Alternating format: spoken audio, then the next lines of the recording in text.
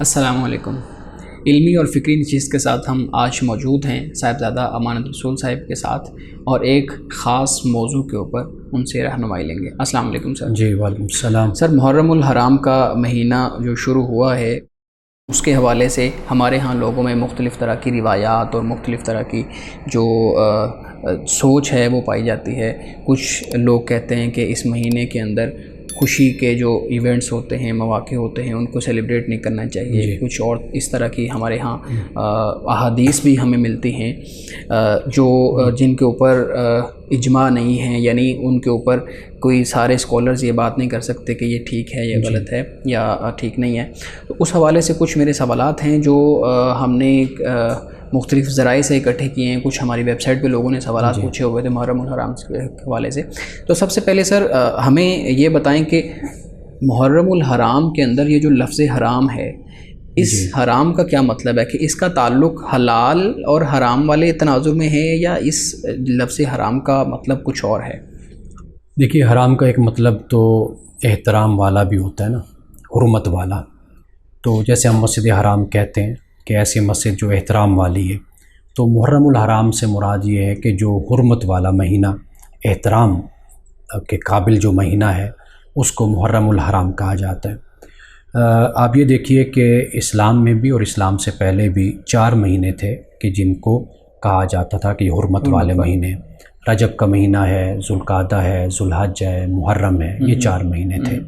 تو اس لیے اسی طرح اس کا معنی جب محرم الحرام کیا جاتا ہے تو اس سے مراد یہی ہے کہ یہ حرمت والا مہینہ ہے، یعنی اس میں جنگ و جدال، قتال، لڑائی جھگڑے یہ منع تھے، اور یہ امن کے مہینے تھے کہ جن میں عرب کے لوگ بزنس کرتے تھے، کاروبار کرتے تھے، تجارت کرتے تھے، لوگ حج کے لیے آتے تھے، جاتے تھے۔ تو اس لحاظ سے ان کے لیے پھر کہا گیا کہ یہ حرمت والا مہینہ ہے، اور اس کے ساتھ مختلف دوسرے مہینوں کو بھی لنک کیا گیا کہ وہ بھی حرمت والے مہینے ہیں۔ جی۔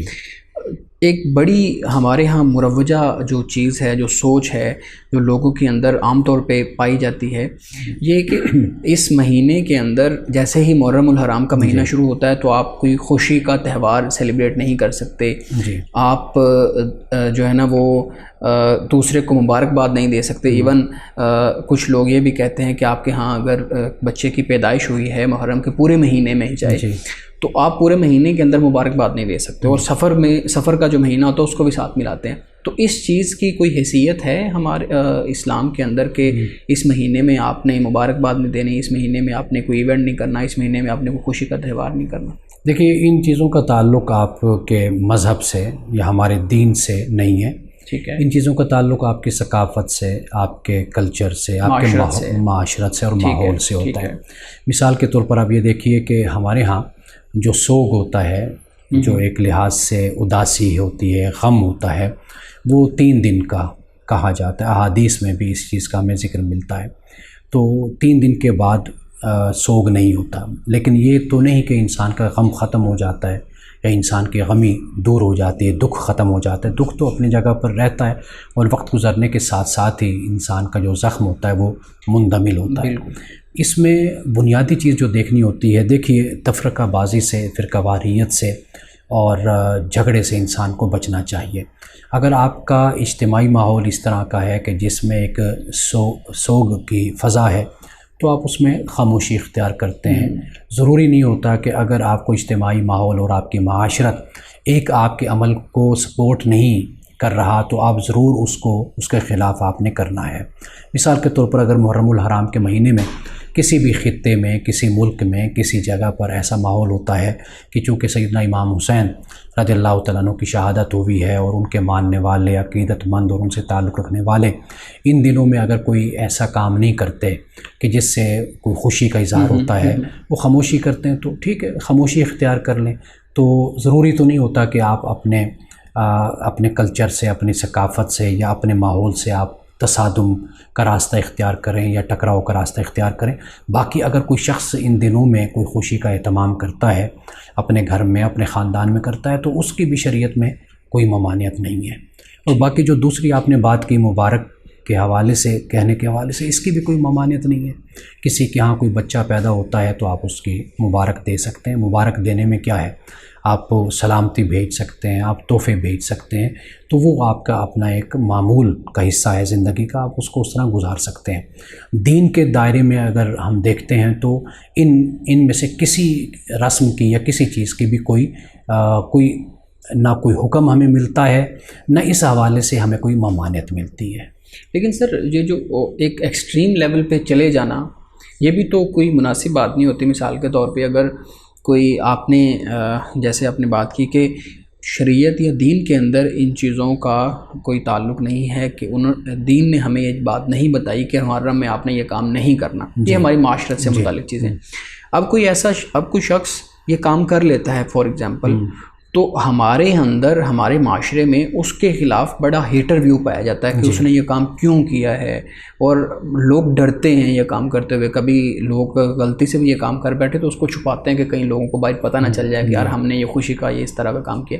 تو یہ جو ایکسٹریم ہمارے ہاں پائی جاتی ہے، کیا آپ کو نہیں لگتا کہ یہ نقصان دہ ہو سکتی ہے معاشرے کے؟ دیکھیں، یہ ہمیشہ اس ماحول میں اور اس معاشرے میں ہوتی ہے جہاں پر فرقہ واریت ہوتی ہے. صحیح. ورنہ دنیا میں ہم دیکھتے ہیں کہ وہاں پر اگر کوئی جلوس نکال رہا ہے تو ایک طرف لوگ جلوس نکال رہے ہوتے ہیں، دوسری طرف زندگی اسی طریقے سے لوگوں کی چل رہی ہوتی ہے، اور لوگ اسی معمول سے ہی اپنے معاملات کو لے کر چل رہے ہوتے ہیں.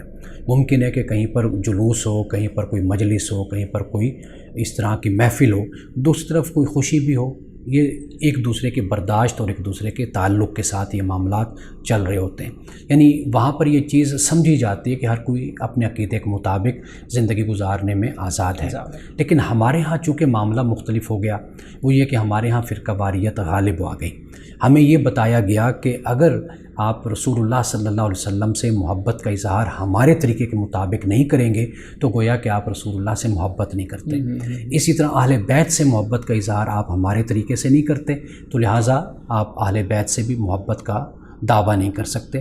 اسی طرح حضرت امام حسین ہیں، ان کی شہادت کے معاملے میں اگر آپ اس طریقے سے ہمارے مطابق نہیں چلتے جو ہم جس طریقے کو اختیار کرتے ہیں تو گویا کہ آپ حضرت امام حسین کی شہادت کا بھی اظہار نہیں کر رہے اور اس پر بھی آپ اپنے دکھ کا وہ بیان نہیں کر رہے. تو یہ فرقہ واریت والے ماحول میں ہوتا ہے. تو اس کا طریقہ یہ ہے کہ لوگوں کو ایجوکیٹ کیا جائے، لوگوں کو دین کے بارے میں بتایا جائے، لوگوں کو بتایا جائے کہ یہ جو کچھ بھی ہم کر رہے ہیں اس کا تعلق دین کے ساتھ کتنا ہے اور اس میں دین کی مخالفت کتنی ہے، تاکہ ہم بالکل صحیح راستے پر چلیں.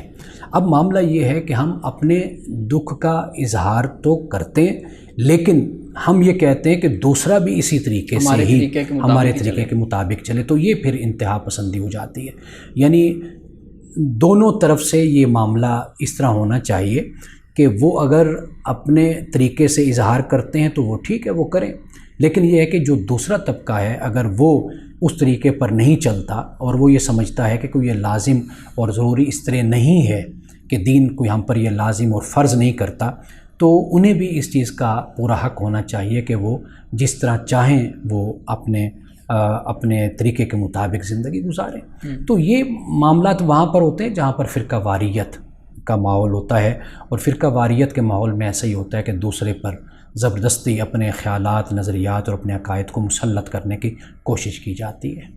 صحیح. آپ نے پہلے جو سوال کا جواب دیا اس میں آپ نے ذکر کیا سوگ کے متعلق، جی، کہ جو ہمیں دین کا جو تصور ملتا ہے سوگ کے بارے میں وہ 3 دن کا ہے. جی، رسول اللہ صلی اللہ علیہ وسلم سے منقول ہے. ہمارے ہاں سوگ کا مروجہ ایک طریقہ ہے وہ آپ کے سامنے ہے کہ جیسے ہی محرم کا مہینہ آئے گا تو پورا ایک مہینہ جو ہے نا وہ ہم ہر طرح کی ایکٹیویٹی جس طرح ہم نے ذکر کیا وہ اس سے کٹے رہیں گے. سفر کا مہینہ آئے گا اس میں بھی یہی تقریباً ماحول ہوتا ہے.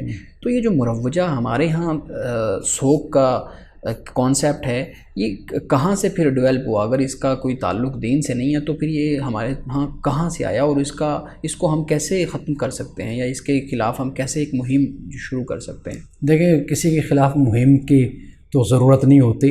ہمارے ہاں میں یہ سمجھتا ہوں کہ خرابی وہاں پر پیدا ہوتی جب ہم مناظرانہ سوچ کے ساتھ میدان میں اترتے ہیں. تو مناظرانہ سوچ سے دیکھیے میں یہ خیال کرتا ہوں کہ یہ جو ہمارے ہاں روایتی مجالس اور محافل اور تقاریر ہوتے ہیں، یہ ان کا بھی لوگوں پر کوئی اثر نہیں ہوتا. یعنی تقریر آپ بیٹھ کر رہے ہیں، آدھے گھنٹے کی، 2 گھنٹے کی تقریر ہو رہی ہے، لوگ سنتے ہیں اور سن کر چلے جاتے ہیں، ان کی زندگیوں میں کوئی تبدیلی، کوئی انقلاب نہیں آتا. اصل چیز جو ان سے ہوتی ہے وہ ہوتی ہے عمل. آپ زندگی اس طریقے سے گزاریں. ہمارے علماء، زعماء، ہمارے مشاہیر اور ہمارے جو رہنما ہیں کہ ان کی زندگیوں سے ہی لوگوں کو سبق حاصل ہو، لوگوں میں تبدیلی رونما ہو. لوگ دیکھتے ہیں ایک طرف تقاریر کا سلسلہ چلتا ہے، دوسری طرف جب کردار اور اخلاق اور زندگیوں کو دیکھتے ہیں تو لوگوں کو ان کی جو تقاریر ہیں ان کے اثرات ان کی اپنی زندگیوں میں بھی نظر نہیں آتے.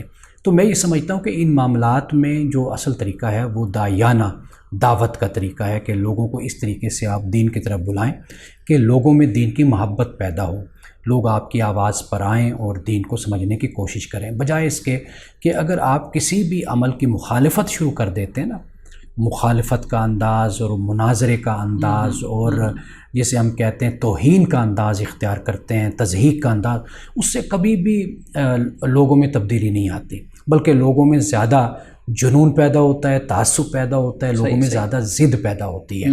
تو یہ جو ہمارے ہاں ایک ماحول بنتا ہے، اس کے تو بہت سے عوامل ہوتے ہیں. دیکھیں، سب سے پہلا عمل جو ان سے ہوتا ہے وہ عقیدت ہوتی ہے، وہ محبت ہوتی ہے کہ جس کی بنیاد پر آپ لوگوں کو اس طرف راغب کرتے ہیں، بلاتے ہیں، تو لوگ پھر اس محبت میں اور عقیدت میں، بے شک اس میں علم نہ ہو، اس میں بے شک کوئی حکمت نہ ہو، بے شک اس میں کوئی عقل کا استعمال نہ ہو، بے شک کوئی اس میں غور و فکر نہ ہو، وہ اپنی جگہ پر، لیکن وہ جو محبت اور عقیدت کا رنگ دیا جاتا ہے وہ لوگوں کے لیے ایک آسان راستہ بھی ہوتا ہے. ایک رسم کو دیکھیے، یہ کہہ دیا جائے کہ آپ گھر بیٹھے رہیں اور گھر بیٹھے ہوئے آپ کو مثال کے طور پر 10,000 ملے گا اور کوئی کام آپ کو نہیں کرنا، تو انسانی فطرت ہے وہ کہے گا بالکل آسان راستہ ہے، بہت اچھی بات ہے.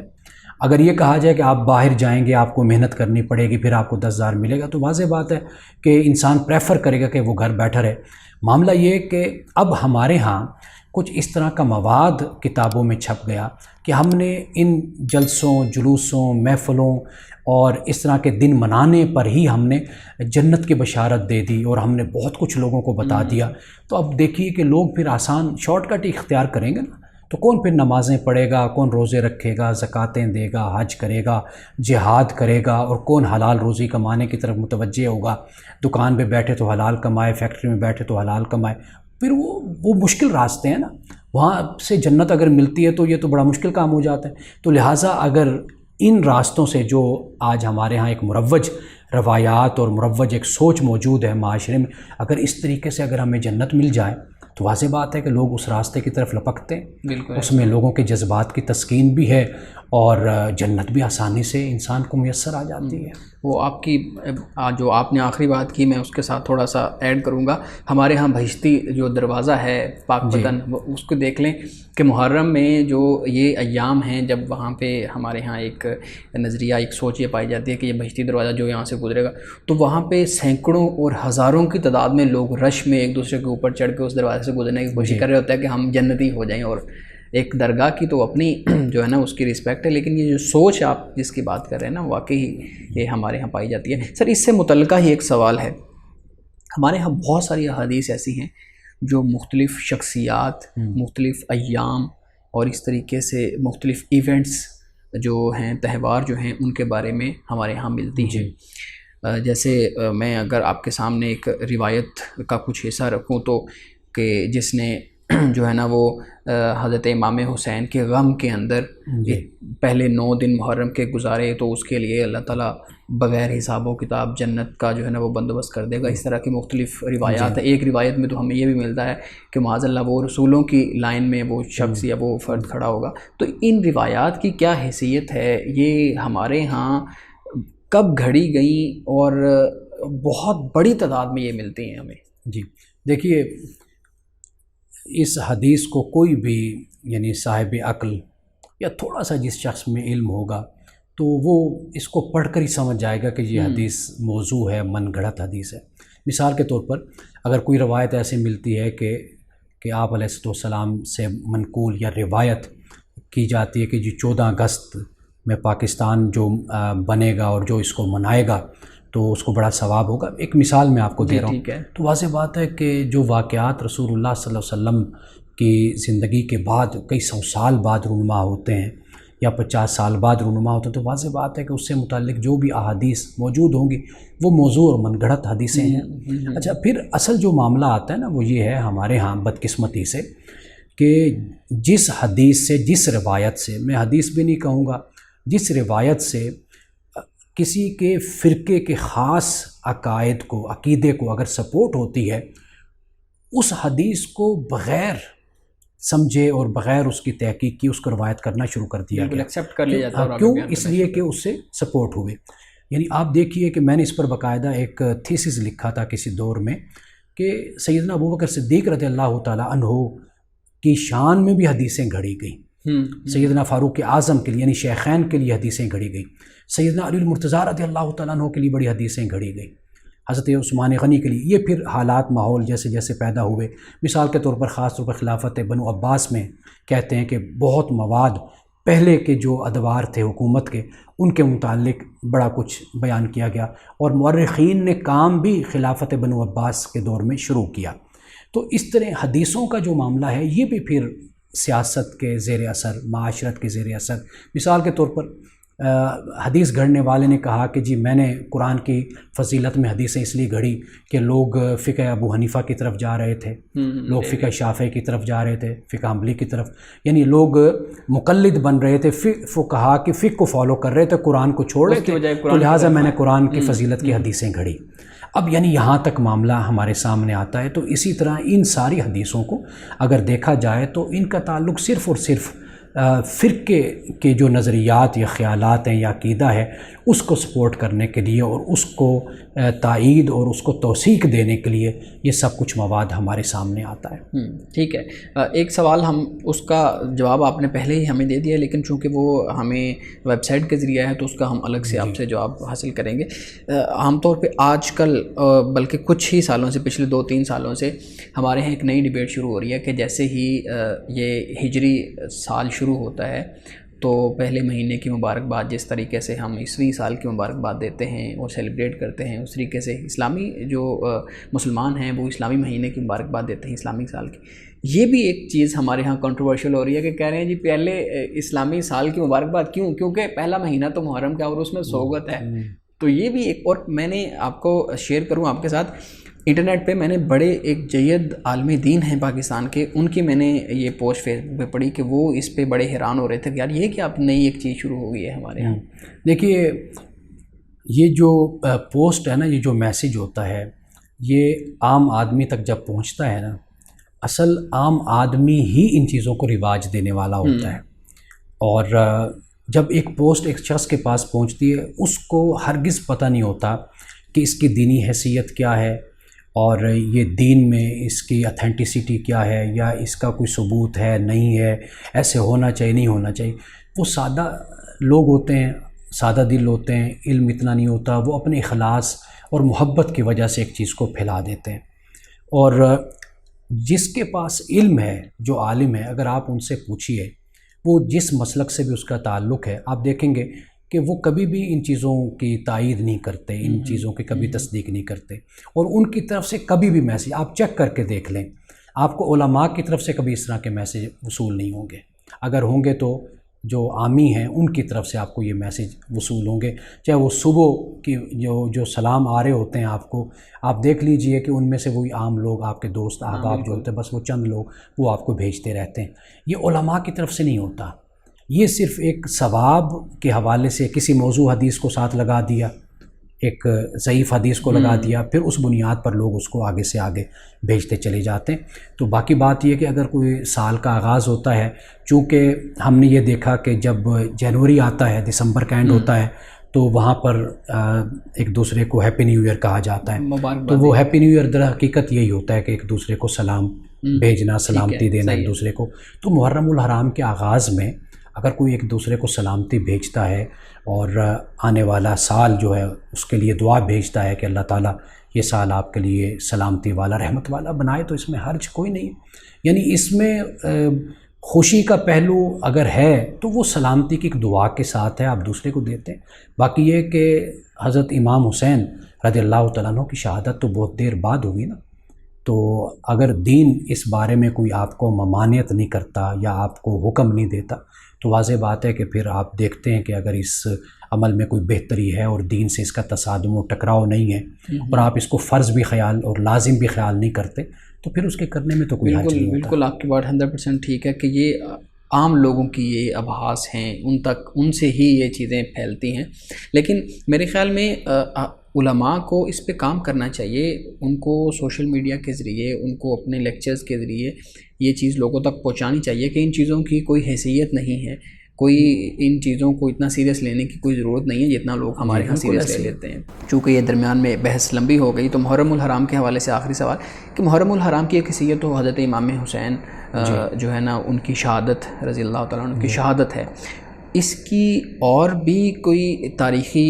حیثیت ہے دین کے اندر کہ یہ دن یا یہ جو مہینہ ہے یہ مختلف ایونٹ کے ساتھ لنک کر رہا ہے اور اس کی ان ایونٹس کی وجہ سے بھی کوئی فضیلت ہے؟ دیکھیے بہت سی روایات ہمارے ہاں تاریخی حوالے سے موجود ہیں، یعنی محرم الحرام کے حوالے سے حضرت آدم سے لے کر یعنی اتنا کچھ ہمارے خطباء حضرات بیان کرتے رہتے ہیں کہ آدم علیہ السلام کی توبہ قبول ہوئی، حضرت نوح کی کشتی کنارے پہ لگی، اس پر ہمارے پاس کوئی دلیل نہیں ہے، کوئی حوالہ نہیں ہے، لیکن یہ حوالہ ہمیں ضرور ملتا ہے کہ رسول اللہ صلی اللہ علیہ وسلم نے، چونکہ قوم یہود اس دن 9 یا 10 یہ 2 دن تھے تو ان میں وہ خوشی کا اظہار کرتے تھے، روزہ رکھتے تھے، اللہ کا شکر ادا کرتے تھے کہ کہتے ہیں کہ نجات ملی قوم موسیٰ کو۔